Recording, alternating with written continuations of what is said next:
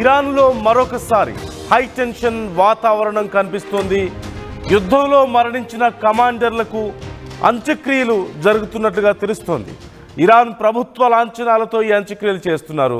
పెద్ద సంఖ్యలో అంత్యక్రియల్లో దేశ ప్రజలు పాల్గొంటున్నారు. హుసేన్ సలామీ, అమీర్ అలీ హజీజాదే మృతదేహాలతో దాదాపుగా 11 కిలోమీటర్ల వరకు ఈ అంత్యక్రియల ఊరేగింపు కొనసాగినట్లుగా మనకు తెలుస్తోంది. ఈ నేపథ్యంలో డెత్ ఇజ్రాయెల్, డెత్ అమెరికా అంటూ నినాదాలు చేస్తున్నట్లుగా తెలుస్తోంది. అలాగే మొత్తం 60 మందికి ఈ అంత్యక్రియలు పూర్తయినట్లుగా సమాచారం అందుతోంది. మనకు తెలిసిన విషయమే, అమెరికా ఇజ్రాయెల్ దాడుల్లో ఇరాన్లోని ముఖ్యమైనటువంటి ఆర్మీ చీఫ్లను, ఆర్మీ కమాండర్స్ను, అలాగే ప్రముఖ సైంటిస్టులను కూడా టార్గెట్గా చేసుకొని అమెరికా ఇజ్రాయెల్ దాడి చేశాయి. ఇరాన్లో ఉన్నటువంటి ముఖ్యమైనటువంటి ఆర్మీ చీఫ్లు అలాగే సైంటిస్టులను దాడి చేశాయి.